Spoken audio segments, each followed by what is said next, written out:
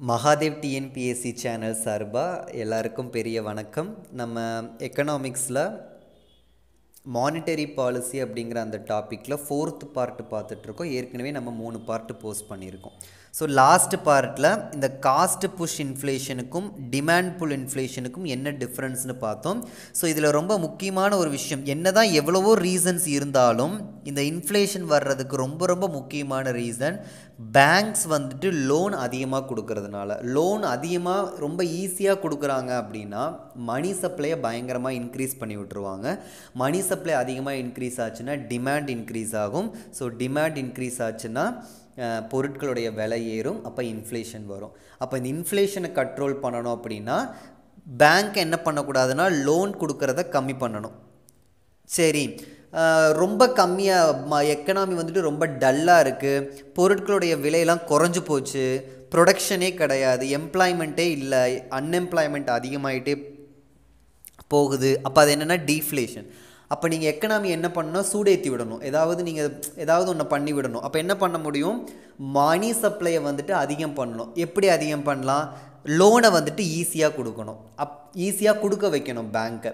அப்போ இது எல்லாம் பண்ணுறது யாருடைய வேலை அப்படின்னு கேட்டிங்கன்னா ஆர்பிஐயோடைய வேலை.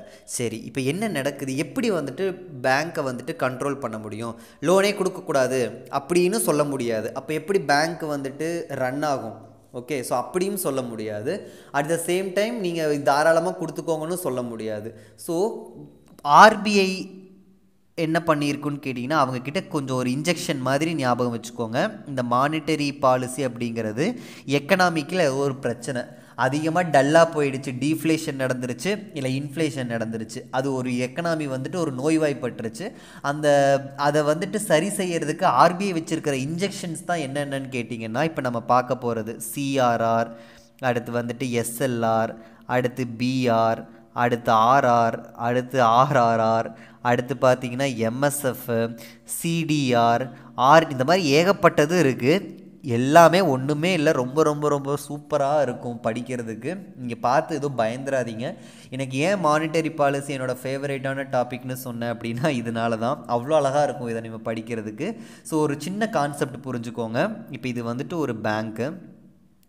ஸோ இந்த பேங்க்கோட வேலை என்ன, டெபாசிட் பண்ணுறாங்க, மக்கள் வந்துட்டு டெபாசிட் பண்ணுறாங்க, ஒரு 100 கோடி மொத்தமாக டெபாசிட் பண்ணியிருக்காங்க. இப்போ பேங்க் என்ன பண்ணும், இந்த டெபாசிட் பண்ண மக்களுக்கு ஒரு இன்ட்ரெஸ்ட்டு ஒரு 4%, 5% ஏதோ ஒரு இன்ட்ரெஸ்ட்டு கொடுக்கும். இந்த பக்கம் என்ன பண்ணணும்னு கேட்டிங்கன்னா இந்த பேங்க் வந்துட்டு ஹவுஸ் லோன் கொடுக்கும், மேரேஜ் லோனு, வெஹிக்கிள் லோன், இந்த மாதிரி ஏகப்பட்ட லோன் கொடுக்கும். அதெல்லாம் 9%, 10% அந்த மாதிரி லோன் கொடுப்பாங்க. ஸோ இவங்கக்கிட்ட 4% கொடுத்துட்டு இவங்க கிட்டேருந்து என்ன பண்ணுப்பாங்கன்னா 9% வாங்கி அந்த இங்கே இருக்கக்கூடிய அந்த 5% டிஃப்ரென்ஸை வச்சு தான் பேங்க் வந்துட்டு பேங்க்குடைய லாபம். பேங்க்கில் இருக்கிற எம்ப்ளாயீஸ்க்கு அமௌண்ட் கொடுக்கறது, ஒரு பேங்க் வந்துட்டு அட்வர்டைஸ்மெண்ட் பண்ணுறாங்க இல்லையா நியூஸ் பேப்பர்ஸில், இந்த எல்லா செலவுமே பேங்க் கட்டுறாங்க, பேங்க் வாடகைக்கு எடுக்க எல்லாமே எதுலன்னா கேட்டிங்கன்னா இந்த 5%ல் வச்சு தான் போவாங்க. அப்போ நீங்கள் யோசிச்சு பாருங்கள், பேங்க் வந்துட்டு லோன் கொடுக்கறதுக்கு வந்துட்டு அவங்களுக்கு தயங்குவாங்களான்னு யோசிச்சு பாருங்கள். அவங்க லோன் கொடுத்தா தான் பேங்க் வந்துட்டு சர்வேவே ஆக முடியும். சரிங்களா? ஸோ பேங்க் வந்துட்டு எப்பயுமே லோன் கொடுக்கறதுக்கு ஆசை தான் படுவாங்க, ஆனால் கரெக்டான ஆளாக இருக்கணும். சரிங்களா? ஏன்னா நீங்கள் எடுத்துகிட்டு ஏமாற்றிட்டு போயிட்டீங்கன்னா அவங்களுக்கு கம்ப்ளீட்டாக லாஸ் ஆகிடும். இல்லை நீங்கள் சரியாக கட்டாமல் விட்டிங்கனாலும் அவங்க இந்த பக்கம் என்ன பண்ணிகிட்டே இருக்கணும், இன்ட்ரெஸ்ட் கொடுத்து டெபாசிட் பண்ணவங்களுக்கு இன்ட்ரெஸ்ட் கொடுத்துக்கிட்டே இருக்கணும். ஸோ நீங்கள் கரெக்டான ஆள் அப்படின்னு நீங்கள் அவங்களுக்கு தெரிஞ்சிச்சுன்னா கண்டிப்பாக என்ன பண்ணுவாங்கன்னு கேட்டிங்கன்னா அவங்க லோன் கொடுக்க தான் செய்வாங்க. ஸோ பேங்க்கை வந்துட்டு லோன் தர மாட்டேங்கிறாங்க. எஜுகேஷ்னல் லோன் கொடுக்கறதுக்கு ஏன் அவங்க ஹெசிடேட் பண்ணுறாங்கன்னா நம்ம கட்ட மாட்டேங்கிறாங்க மக்கள். நிறைய பேர் நானும் பார்த்துருக்கேன், நல்லா எல்லாமே செட்டில் ஆயிடுவாங்க, வாங்கும்போதே கூட கஷ்டப்பட்டுருக்க மாட்டாங்க, அவங்க நினச்சா அவங்க கட்டிக்கலாம், பட் ஸ்டில் இதை வாங்குறாங்க, இன்னும் நல்லா இருக்காங்க, ஏர்ன் பண்ணுறாங்க. பட் பேங்க் லோன் கட்டுறதுக்கு வந்துட்டு அவங்க தயங்குறாங்க, இப்படியே இதை கேன்சல் பண்ணி விட்டுருவாங்க அப்படின்ட்டு. பட் அப்படிலாம் நடக்காமல் என்ன ஆயிருந்தா வட்டி இன்க்ரீஸ் ஆகிட்டே போகுது, அவங்க மேலே அது ப்ரெஷர் இன்க்ரீஸ் ஆகிட்டே தான் போகும். அது அவங்களுக்கு புரிய மாட்டேங்குது. இன்கேஸ் நீங்கள் யாராச்சும் லோன் வாங்கியிருக்கீங்க, இல்லை உங்கள் ரிலேட்டிவ்ஸ் யாராச்சும் லோன் வாங்கியிருக்காங்க, அவங்களால திருப்பி கட்டுற சுச்சுவேஷனில் இருந்தாங்கன்னா அவங்கள இன்சிஸ்ட் பண்ணுங்கள் கட்ட சொல்லி. சரி, ஓகே, இதெல்லாம் அவுட் ஆஃப் டாபிக் தான். ஓகே, ஸோ பேங்க் எப்பயுமே லோன் கொடுக்கணுன்னு தான் ஆசைப்படுவாங்க. சரிங்களா? ஸோ ஆனால் அப்போ பேங்க் இப்போ இது பேங்க்கில் கொடுத்த இந்த 100 கோடியையுமே பேங்க் வந்துட்டு லோனாக கொடுத்துருமான்னு கேட்டிங்கன்னா கிடையாது. அப்படி கொடுக்காது. அப்படி கொடுத்தாலும் பேங்க் என்ன ஆயிருன்னா பிரச்சனையில் மாட்டிக்கும். அப்படி கொடுக்கக்கூடாது. ஏன் அப்படின்னு கேட்டிங்கன்னா, இப்போது உதாரணம் இங்கே ரீசெண்டாக என்ன ஆயிடுச்சுன்னா, இந்த நார்த் மத்திய பிரதேஷ் அந்த பக்கம் என்ன ஆயிடுச்சுன்னா, நடுவில் கெனரா பேங்க்கா ஐசிஐசிஐ பேங்க்கான்னு எனக்கு தெரியல, திடீர்னு என்ன ஆயிடுச்சுன்னா அந்த பேங்க் வந்துட்டு நஷ்டமாயிடுச்சு, பேங்க்ரப்ட் ஆகிடுச்சு, எல்லாரும் டெபாசிட் பண்ணியிருக்கிறவங்களாம் எடுத்துக்கோங்கன்னு சொல்லி ஏதோ ஒரு நியூஸ் வர ஆரம்பிச்சிருச்சு வாட்ஸ்அப்பில், சோஷியல் மீடியாஸில். மக்கள் எல்லோரும் பயந்துருவாங்க இல்லையா? ஸோ எல்லோரும் என்ன பண்ணிட்டாங்கன்னா, எல்லோரும் போயிட்டு பேங்க் வாசல் முன்னாடி நின்றுட்டு பணம் கொடுங்கன்னு சொல்கிறாங்க. ஆக்சுவலி அது ஒரு ஃபேக்கான நியூஸ் தான். பட் ஸ்டில் அப்படி மக்கள் பணம் கேட்குறாங்க அப்படின்னா கொடுத்து தான் ஆகணும். அது ஒரு பேங்க்குடைய ரெஸ்பான்சிபிலிட்டி. ஏன்னா பேங்க் கிட்ட அதை வந்துட்டு என்னென்னு சொல்லுவாங்கன்னு கேட்டிங்கன்னா லையபிலிட்டிஸ் அப்படின்னு சொல்லுவாங்க. பேங்க் வந்துட்டு கடன் பட்டிருக்கு, மக்கள் டெபாசிட் பண்ண மக்களுக்கு பேங்க் கடன் பட்டிருக்கு. மக்கள் கேட்டாங்க அப்படின்னா கொடுத்து தான் ஆகணும். இல்லைங்க இது பொய்யான நியூஸுங்கன்னு எக்ஸ்பிளைன் பண்ணினாலும் கேட்குறவங்க கேட்பாங்க. பட் மேக்ஸிமம் யாரும் நம்ப மாட்டாங்க. ஏன்னா எல்லாத்துக்குமே பணம் முக்கியம். அப்போது அதுக்கு யாரும் கேட்கல. அப்போ இந்த மாதிரி சிச்சுவேஷனில் அந்த பேங்க்னால் தர முடியுமா? அவங்க ஆக்சுவலி எல்லா அமௌண்ட்டும் என்ன பண்ணியிருப்பாங்க, மேக்ஸிமம் ஆஃப் த அமௌண்ட் லோனாக வெளியே போயிருக்கும். அப்போ இந்த மாதிரி ஒரு சிச்சுவேஷனில் அந்த பேங்க்கை யார் காப்பாற்றுவாங்கன்னு கேட்டிங்கன்னா ஆர்பிஐ தான் காப்பாற்றுவாங்க. அப்போது இந்த விஷயம், உனக்கு இந்த மாதிரி ஒரு பிரச்சனைனா நான் உன்னை காப்பாற்றுவேன், அப்போ அதுக்காக நீ என்கிட்ட கொஞ்சம் அமௌண்ட்டை கொடுத்து வச்சுருக்கணும், ஒரு அமௌண்ட்டை கேஷை வந்துட்டு நீ என்கிட்ட ரிசர்வ் பண்ணி வச்சுருக்கணும் அப்படின்னு சொல்லுவாங்க. அந்த கேஷ் தான் என்னன்னு கேட்டிங்கன்னா CRR, அதாவது கேஷ் ரிசர்வ் ரேஷியோ. இது என்ன ரேஷியோ அப்படின்னு கேட்டிங்கன்னா, இப்போ பேங்க்கு கிட்ட இருக்கக்கூடிய மொத்த டெபாசிட், டோட்டல் டெபாசிட்ஸ், அதை என்னன்னு சொல்லுவாங்கன்னு கேட்டிங்கன்னா NDTL அப்படின்னு சொல்லுவாங்க. NDTL அப்படின்னா net demand and time liabilities. லையபிலிட்டிஸ்னால் கடன், சரிங்களா? டிமாண்ட் லையபிலிட்டிஸ் அப்படின்னா மக்களுக்கு ஏதாவது ஒரு தேவைன்னா கேட்பாங்க. அப்போ நீங்கள் அந்த தேவைக்காக கொடுக்க வேண்டிய அமௌண்ட் எல்லாம் டிமாண்ட் லையபிலிட்டிஸ். நீங்கள் ஏடிஎம் கார்டில் எடுக்கிறீங்க, தேவைப்படும் போது கிரெடிட் கார்டு யூஸ் பண்ணுறீங்க, டிடி போடுறீங்க, செக்கு கொடுக்குறீங்க, இதெல்லாம் கொடுத்தீங்கன்னா கவர்மெண்ட் பேங்க் அமௌண்ட் தரணும். அப்போ இதெல்லாம் என்னென்னு கேட்டிங்கன்னா டிமாண்ட் லையபிலிட்டிஸ். டைம் லையபிலிட்டிஸ்னால் அந்த டைம் முடிஞ்சால் கொடுக்கணும். ஃபிக்ஸ்டு டெபாசிட்டு, இந்த ஆர்டி ரெக்கரிங் டெபாசிட், இதெல்லாம் என்னென்னு கேட்டிங்கன்னா அந்த டைம் முடிஞ்சால் தர வேண்டிய அமௌண்ட்டு. இதெல்லாம் என்னென்னு கேட்டிங்கன்னா டைம் லையபிலிட்டிஸில் வரும். நம்ம கோல்டு அடமானம் வச்சு இது வாங்குறீங்க இல்லைங்களா, அதே மாதிரி செக்யூரிட்டி பாண்டு வச்சு வாங்குறீங்க, இதெல்லாம் எந்த லையபிலிட்டிஸ்னு உங்களுக்கு தெரிஞ்சிச்சுன்னா நீங்கள் கமெண்ட் செக்ஷனில் லீவ் பண்ணுங்கள். ஆக்சுவலி பார்த்தீங்கன்னா ஓகே சரி, நீங்கள் அது சொல்லுங்கள் என்ன லையபிலிட்டிஸ். இந்த கோல்டை நீங்கள் அடமானம் வைக்கிறீங்க இல்லை செக்யூரிட்டிஸ் அடமானம் வைக்கிறீங்கன்னா அது டிமாண்ட் லையபிலிட்டியில் வருமா இல்லை டைம் லையபிலிட்டியில் வருமானு எனக்கு நீங்கள் கமெண்ட் செக்ஷனில் லீவ் பண்ணுங்கள், சரிங்களா? ஸோ இந்த மாதிரி அப்போ ஒன்று அந்த பேங்க் வந்துட்டு மக்கள்கிட்ட டிமாண்ட் லையபிலிட்டிஸில் கடன் பட்டிருக்கும், இல்லைனா மக்கள்கிட்ட டைம் லையபிலிட்டிஸ். வேறு ஏதாவது டெபாசிட் பண்ணுறதுக்கு சான்ஸ் இருக்கா? மக்கள் ஒன்று இந்த டைம் முடிஞ்சால் நான் எடுத்துக்கிறேன்னு சொல்லி டெபாசிட் பண்ணுவாங்க, இல்லைனா எனக்கு இந்த டிமாண்ட் இருந்துச்சுன்னா எனக்கு வேணும்னு சொல்லி டெபாசிட் பண்ணுவாங்க. ஸோ இந்த மாதிரி பண்ணுற அந்த மொத்தம் இருக்கக்கூடிய டிமாண்ட் டைம் லையபிலிட்டிஸை தான் நான் என்னென்னு சொல்லுவேன் அப்படின்னு கேட்டிங்கன்னா NDTL அப்படின்னு சொல்லுவேன். ஏன் இங்கே நெட்டுன்னு யூஸ் பண்ணியிருக்கேன்? பேங்க்கு தர வேண்டிய அமௌண்ட்டை நம்ம வந்துட்டு இங்கே என்ன பண்ணுவோன்னு கேட்டிங்கன்னா அதாவது மக்களுக்கு மக்கள் நம்ம பேங்க்கில் போட்டிருக்கோம் இல்லையா, அதெல்லாம் நம்ம என்ன பண்ணிக்கணும்னா ப்ளஸ் பண்ணிக்கணும்.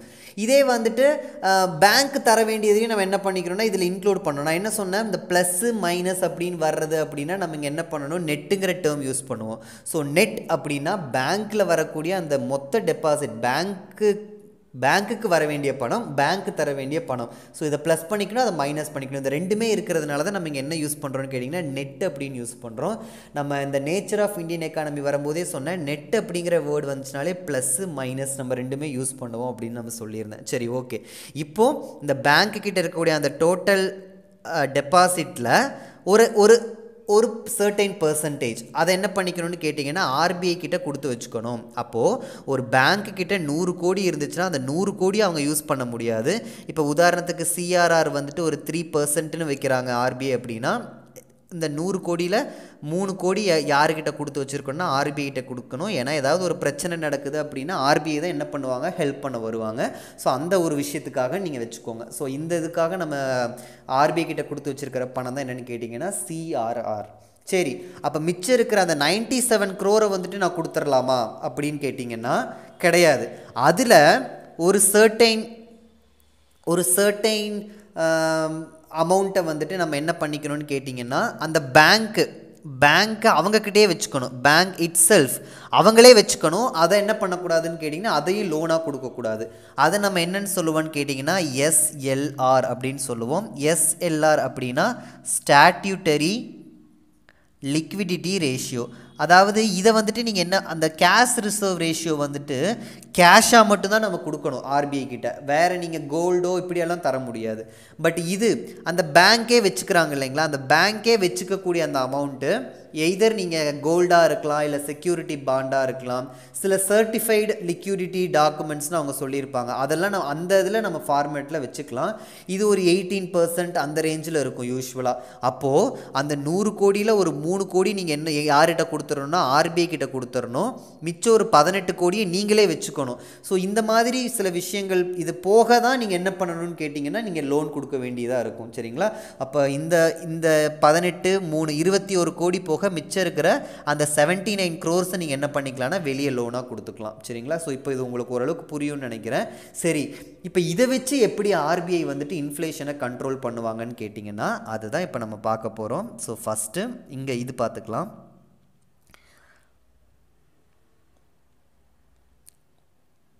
ஓகே, சிடிஆர் நம்ம இதுக்கு முன்னாடி உங்களுக்கு நான் எக்ஸ்பிளைன் பண்ணேன் இல்லையா, ஆர்பிஐ கிட்ட வச்சுக்க வேண்டியது அது என்னன்னு கேட்டிங்கன்னா சிஆர்ஆர். சரிங்களா? அது வேற, அதை நம்ம பின்னாடி பார்ப்போம்.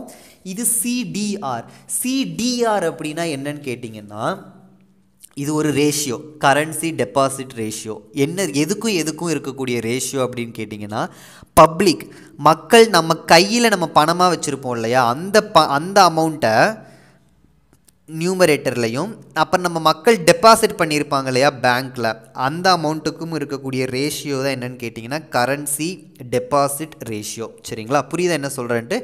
இப்போ என்கிட்ட 100 ரூபாய் கையில் இருக்குது, பேங்க்கில் வந்துட்டு 50 ரூபாய் இருக்குது. அப்போ இந்த சிடிஆர் கால்குலேட் பண்ணும்போது என்ன பண்ணுவோன்னா 100/50 அப்படின்னு போடுவோம்.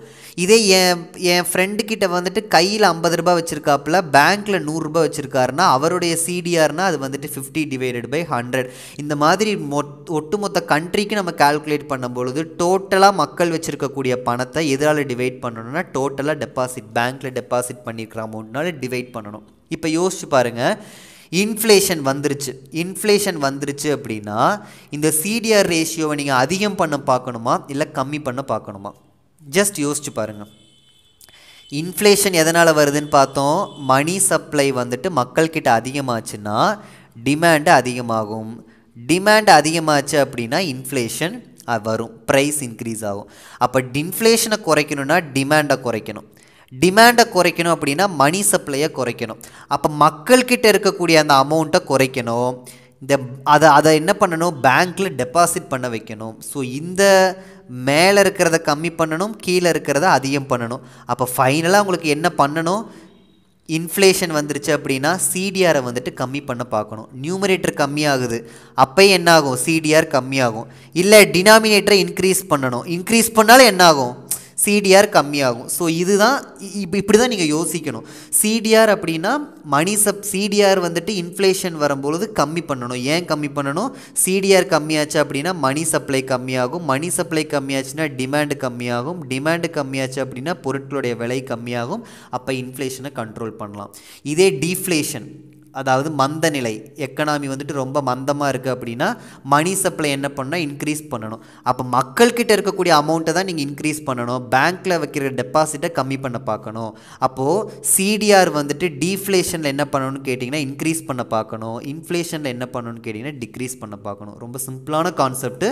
பட் சிடிஆர்னால் என்னென்னு தெரிஞ்சிருச்சு அப்படின்னா நீங்களே இதுக்கு ஆன்சர் பண்ணிடலாம். அடுத்து ஆர்டிஆர், ரிசர்வ் டெபாசிட் ரேஷியோனா இதுவும் ஒரு ரேஷியோ தான். எதுக்கும்னா பேங்க்கில் இருக்கக்கூடிய ரிசர்வ் மணிக்கும் அந்த பேங்க்கில் இருக்கக்கூடிய டோட்டல் டெபாசிட்டுக்கும் இருக்கக்கூடிய ரேஷியோ.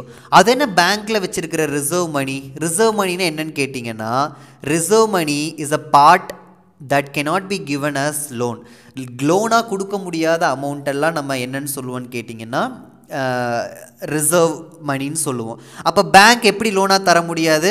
ஒன்று சிஆர்ஆர்னால் என்ன பண்ணிக்கணும்? ஆர்பிஐ கிட்ட கொடுத்து வச்சிருக்கிற பணம், அது ஒன்று. இன்னொன்று எஸ்எல்ஆர்னால் பேங்க் தங்கிட்டே வச்சுக்கக்கூடிய அந்த பணம், அதை தான் நம்ம என்னென்னு சொல்கிறோம்னா ரிசர்வ் மணின்னு சொல்கிறோம். ரிசர்வ் மணி ரெண்டு டைப், வால்ட் கேஷ்னால் எதை சொல்கிறாங்கன்னா எஸ்எல்ஆர் சொல்கிறாங்க, ஸ்டாட்யூட்டரி லிக்விடிட்டி ரேஷியோ. இன்னொன்று வந்துட்டு ஆர்பிஐ கிட்ட வச்சிருக்கிற டெபாசிட், அதை நம்ம என்னென்னு சொல்கிறாங்கன்னா சிஆர்ஆர்னு சொல்கிறாங்க. அப்போது இந்த அமௌண்ட்டை, இந்த ரிசர்வ் அமௌண்ட்டை எதனால் டிவைட் பண்ணுறாங்க? பேங்க்கு கிட்ட இருக்கிற டோட்டல் டெபாசிட். அப்போ பேங்க்கு கிட்ட ஒரு 100 கோடி இருக்குது, அதில் 3 கோடி வந்துட்டு சிஆர்ஆர், 18 crores வந்துட்டு எஸ்எல்ஆர்னு பார்த்தோம். அப்போ மொத்தமாக இந்த 21 crores பேங்க்குடைய டோட்டல் டெபாசிட்டால் டிவைட் பண்ணுறோம். இதுதான் என்னென்னு கேட்டிங்கன்னா ஆர்டிஆர், ரிசர்வ் டெபாசிட் ரேஷியோ. இப்போ எனக்கு சொல்லுங்கள், இன்ஃப்ளேஷன் வந்துச்சுன்னா ஆர்டிஆர் என்ன பண்ணணும்? டீஃப்ளேஷன் வந்துச்சுன்னா ஆர்டிஆர் என்ன பண்ணணும்? ஜஸ்ட் கொஞ்சம் யோசிங்க. இப்போ மேலே இருக்கிறது ரிசர்வ் மணி. அப்போ மணி இன்ஃப்ளேஷன் வந்துருச்சுன்னா மணி சப்ளையை கம்மி பண்ணணும், டீஃப்ளேஷன் வந்துருச்சுன்னா மணி சப்ளையை இன்க்ரீஸ் பண்ணணும். இது நம்ம எல்லாத்துக்கும் தெரியும். மணி சப்ளையை கம்மி பண்ணணும் அப்படின்னா பேங்க் என்ன பண்ணணும்னு கேட்டிங்கன்னா பேங்க் லோன் கொடுக்குறத கம்மி பண்ணணும். அப்போ பேங்க்கோட ரிசர்வ் மணி என்ன பண்ணணும்னு கேட்டிங்கன்னா இன்க்ரீஸ் பண்ணணும். இப்போ திடீர்னு கவர்மெண்ட் என்ன சொல்லிடுது, அதாவது ஆர்பிஐ என்ன சொல்லுது, சிஆர்ஆர் வந்துட்டு 3 கோடி இல்லை, 3% இல்லை 4% அப்படின்னு சொல்லிட்டாங்க. அப்போ முதல்ல 3 கோடி ஒதுக்கின பேங்க் இப்போ என்ன பண்ணுதுன்னா 4 கோடி ஒதுக்கிடுது. எஸ்எல்ஆர் வந்துட்டு 18% இல்லை 20% அப்படின்னு சொல்கிறாங்க. அப்போது என்னாகும்? இந்த முதல்ல 18 crore பதிலாக இப்போ 20 crore ஒதுக்கணும். ஸோ 20 + 4 இப்போ 24 crore என்ன பண்ண முடியாதுன்னு கேட்டிங்கன்னா இந்த பேங்க் வந்துட்டு லோனாக தர முடியாது. அப்போ என்ன ஆகும்? மணி சப்ளை கம்மியாகும். லோன் தர முடியலன்னா மணி சப்ளை கம்மியாச்சு அப்படின்னா டிமாண்ட் வந்துட்டு கம்மியாகும். டிமாண்ட் கம்மியாச்சுன்னா இன்ஃப்ளேஷன் கண்ட்ரோல் வரும். ஸோ இன்ஃப்ளேஷனை கட்டுப்படுத்தணும் அப்படின்னா ஆர்டிஆர் என்ன பண்ணணும்னு கேட்டிங்கன்னா அதிகம் பண்ணணும். ஏன் அதிகப்படுத்துகிறோம்? இந்த ரிசர்வ் மணி நியூமரேட்டரை நீங்கள் இன்க்ரீஸ் பண்ணுறீங்க, நியூமரேட்டர் இன்க்ரீஸ் பண்ணிங்கன்னா ஆர்டிஆர் ஏறும். டீஃப்ளேஷன் நடந்துச்சுன்னா மணி சப்ளையை இன்க்ரீஸ் பண்ணணும், பேங்க் நிறையா மணியை வெளியே தரணும், அப்போ ரிசர்வ் மணியை நீங்கள் கம்மி பண்ணணும். அப்போது ஆர்டிஆர் என்ன ஆகும்னு கேட்டிங்கன்னா கம்மியாகும். சரிங்களா? சிடிஆர் வந்துட்டு இன்ஃப்ளேஷன் டைமில் கம்மி பண்ணணும், டீஃப்ளேஷன் டைமில் அதிகம் பண்ணணும். ஆர்டிஆரை வந்துட்டு இன்ஃப்ளேஷன் டைமில் அதிகம் பண்ணணும், டீஃப்ளேஷன் டைமில் கம்மி பண்ணணும். சரி, இப்போ இது உங்களுக்கு ஓரளவுக்கு இது புரிஞ்சிருக்கும்னு நினைக்கிறேன். இதே கான்செப்ட் தான் அடுத்து நம்ம சிஆர்ஆர் எஸ்எல்ஆருக்கும் பார்க்க போகிறோம். நீங்கள் சும்மா என்னடா ஒரு 1% குறைச்சாங்கன்னா இன்ஃப்ளேஷன் கண்ட்ரோல் ஆகுமான்லாம் கேட்காதீங்க. 1% குறைச்சாங்கன்னா அதாவது 70,000 crore 80,000 crore அளவுக்கு மணி வந்துட்டு என்ன ஆகும்னு கேட்டிங்கன்னா கண்ட்ரோல் ஆகும். புரியுதா உங்களுக்கு என்ன சொல்கிறேன்ட்டு? 1% சிஆர்ஆரை ஏற்றுறாங்க அப்படின்னா 60,000 கோடி 70,000 கோடி பக்கம் என்ன பண்ண முடியாதுன்னு கேட்டிங்கன்னா பேங்க்னால் லோன் தர முடியாது. ஸோ அந்த மாதிரி அது பெரிய விஷயம். உங்களுக்கு புரியணுங்கிறதுக்காக நம்ம சும்மா சின்னதாக பார்த்தோம். இப்போது இந்த சிஆர்ஆருக்கு வாங்க. சிஆர்ஆர் அப்படின்னா ஆர்பிஐ கிட்ட ரிசர்வ் பண்ணி வச்சுருக்கிற கேஷ், டோட்டல் என்டிடிஎல்ல. இப்போ டோட்டல் என்டிடிஎல் வந்துட்டு 100 கோடி அப்படின்னா அதில் வந்துட்டு ஆர்பிஐ கிட்ட ரிசர்வ் பண்ணி வச்சுருக்கிறது 3 crore. அப்போனா சிஆர்ஆர் ரேஷியோ என்னென்னா 3/100. அதுதான் என்னென்னு கேட்டிங்கன்னா 3%. இதை வந்துட்டு டெய்லியுமே இந்த ஆர்பிஐ வெப்சைட்டில் என்ன பண்ணிகிட்டே இருப்பாங்கன்னா போட்டுக்கிட்டே இருப்பாங்க. நீங்கள் இந்த இதில் பாருங்கள், இந்த இப்போது இங்கே ஆர்பிஐ வெப்சைட்டில் இப்படி தான் இருக்கும். ஆர்பிஐ வெப்சைட்டில் போனீங்கன்னா இந்த கரண்ட் ரேட்னு இருக்கும். இந்த கரண்ட் ரேட்டை நீங்கள் செலக்ட் பண்ணிங்கன்னா இதில் இந்த காட்டும் சிஆர்ஆர் எவ்வளோ 3%, எஸ்எல்ஆர் எவ்வளோ 18%. ஏதாவது சேஞ்சஸ் பண்ணாங்கன்னா ஆர்பிஐ வந்துட்டு இந்த வெப்சைட்டில் அப்டேட் பண்ணிப்பாங்க. ஸோ இதுதான் இப்போ இன்றைக்கி நான் எடுத்தது 3%, 18% இருக்குது. சரி, இப்போ பாருங்கள், சிஆர்ஆரை வந்துட்டு என்ன பண்ணுவாங்க? இன்ஃப்ளேஷன் வந்துருச்சு அப்படின்னா என்ன பண்ணுவாங்க? டீஃப்ளேஷன் வந்துருச்சுன்னா என்ன பண்ணுவாங்க? நீங்களே கொஞ்சம் கொஞ்சமாக யோசிங்க. இன்ஃப்ளேஷன் வந்துச்சுன்னா மணி சப்ளையை கம்மி பண்ணணும். மணி சப்ளையை கம்மி பண்ணணும்னா லோன் கொடுக்கறத வந்துட்டு நம்ம கம்மி பண்ணணும்.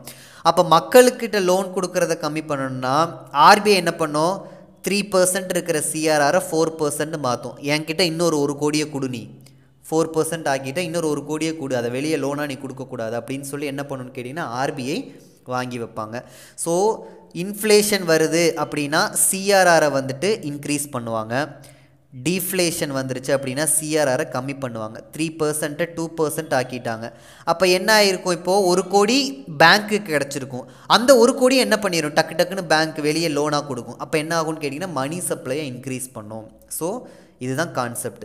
அதே தான் எஸ்எல்ஆரும் இன்ஃப்ளேஷன் வந்துச்சு அப்படின்னா இன்க்ரீஸ் பண்ணணும், டீஃப்ளேஷன் வந்துருச்சு அப்படின்னா கம்மி பண்ணணும். மேக்ஸிமம் நம்ம எல்லாமே என்ன தான் பண்ணணும்னு கேட்டிங்கன்னா இன்ஃப்ளேஷன்னால இன்க்ரீஸ்ன்னு ஞாபகம் வச்சுக்கோங்க, டீஃப்ளேஷன்னா டிக்ரீஸ் பண்ணுவோன்னு ஞாபகம் வச்சுக்கோங்க. எக்ஸப்ட் சிடிஆர் மட்டும் இன்ஃப்ளேஷன் வந்தால் இதை கம்மி பண்ணுவோம், டீஃப்ளேஷன் வந்தால் அதிகம் பண்ணுவோம். இது மட்டும்தான் எக்ஸப்ஷனல் கேஸாக இருக்கும். ஏன்னா அதோடைய ஃபார்முலா அப்படி. மற்ற எல்லாமே என்னென்னா இன்ஃப்ளேஷன்னாலே இன்க்ரீஸ், அதிகமாக எல்லாமே என்ன இன்க்ரீஸ் தான் பண்ணுவோம். ஆர்டிஆரை என்ன பண்ணுவோம், நம்ம இன்க்ரீஸ் பண்ணுவோம். அடுத்து பார்த்தீங்கன்னா இந்த பக்கம் சிஆர்ஆரை இன்க்ரீஸ் பண்ணுவோம், எஸ்எல்ஆரை இன்க்ரீஸ் பண்ணுவோம். டீஃப்ளேஷன் வந்துச்சு அப்படின்னா இது எல்லாத்தையுமே கம்மி பண்ணுவோம்.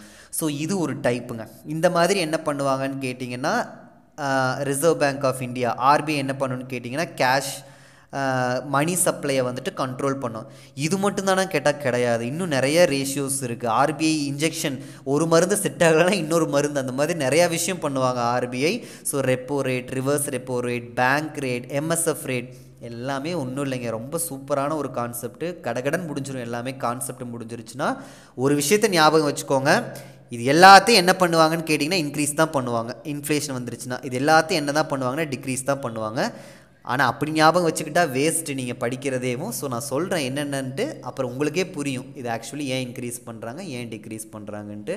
ஸோ அதை பற்றி எல்லாமே நம்ம நெக்ஸ்ட் பார்ட் பார்ப்போம். அது மேபி லாஸ்ட் பார்ட்டாக இருக்கும்னு நினைக்கிறேன். ஸோ தேங்க்ஸ் ஃபார் வாட்சிங் கைஸ், ஸ்டே டியூன்ட்.